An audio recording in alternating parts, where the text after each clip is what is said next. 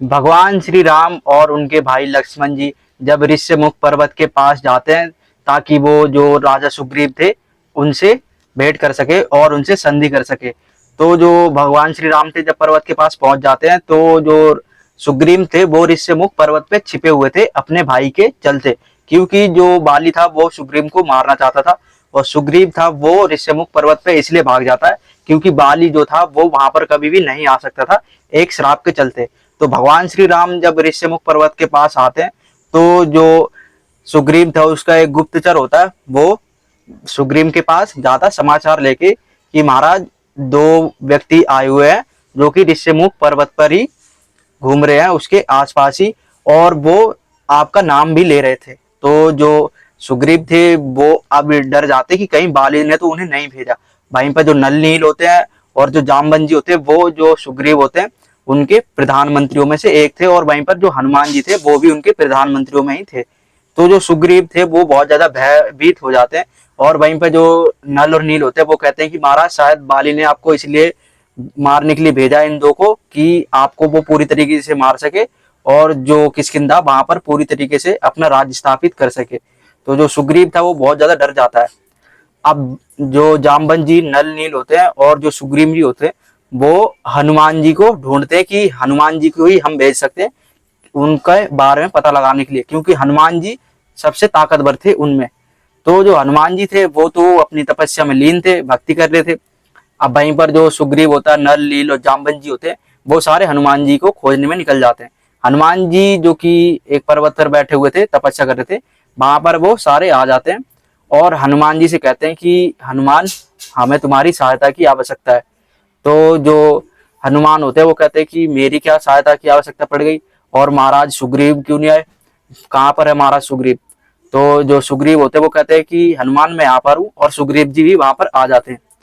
अब जो सुग्रीव होते हैं वो कहते हैं कि हनुमान तुम्हारी हमें सहायता की जरूरत है, क्योंकि जो गुप्तचर है उसने एक संदेश दिया है दो युवक जो कि ऋष्यमुख पर्वत के नीचे ही घूम रहे हैं।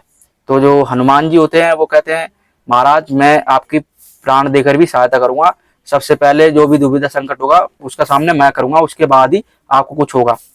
तो जो सुग्रीव होते हैं वो यहाँ पर आराम महसूस करते हैं, और हनुमान जी ये भी कहते हैं कि देखो हम संदेह के आधार पर ही किसी पर शक नहीं कर सकते, अभी हमें खाली उन पर संदेह है। हम जब तक उनको पूरी तरीके से जांच नहीं लेते हम उन पर प्रहार या हमला नहीं कर सकते। तो जो सुग्रीव होते हैं वो कहते हैं कि हाँ बात तो सही है, ऐसा करो तुम जाओ और उनके बारे में पता लगाओ। अब जो हनुमान जी थे वो जो सुग्रीव होते हैं उनकी बात मानकर अपना भेष बदल कर वहां पर पहुंच जाते जहां पर राम जी होते हैं, और जो राम जी होते हैं हनुमान जी को जैसे ही देखते हैं वो समझ जाते हैं कि हनुमान ही है और भेष बदल कर आए हुए हैं। लेकिन राम जी ऐसा दिखाते हैं कि वो उन्हें जानती नहीं। अब जो हनुमान जी होते हैं वो राम और लक्ष्मण के पास पहुंच जाते हैं। हनुमान जी कहते हैं कि तुम कौन हो यहाँ पर और तुम यहाँ पर क्या कर रहे हो। तो जो लक्ष्मण जी होते हैं वो कहते हैं कि देखो हमें जो सुग्रीव है उससे मिलना है।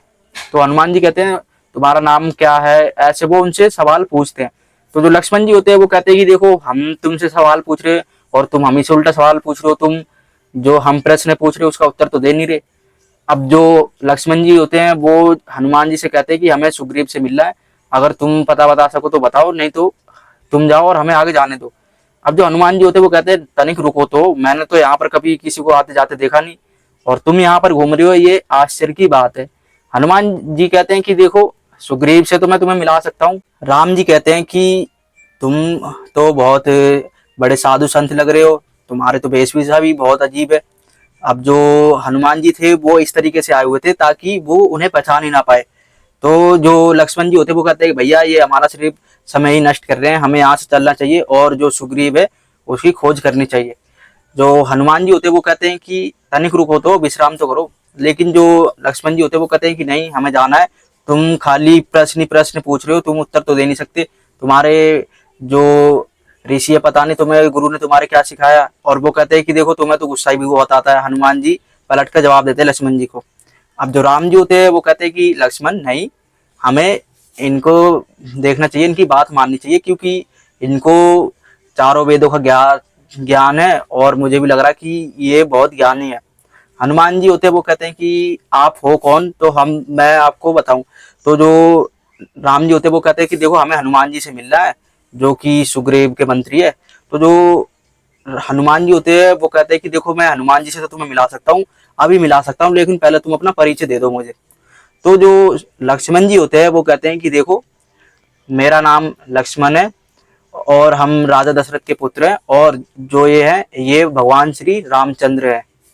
तो जो हनुमान जी होते हैं जैसे रामचंद्र जी का नाम सुनते हैं वो शौक हो जाते हैं कि भगवान जी खुद उनके पास आए मिलने।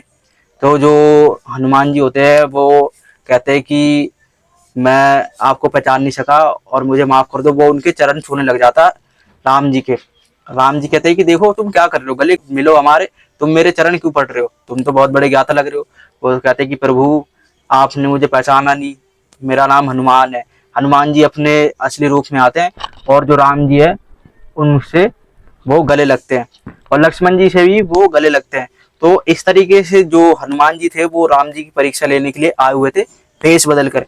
और जो राम जी थे जब उनके बारे में उन्हें अच्छी तरीके से पता चल जाता है, तो जो हनुमान जी होते हैं वो अपने कंधों पर बिठा के राम और लक्ष्मण जी को जो सुग्रीव थे उस उनके पास वो ले जाते हैं।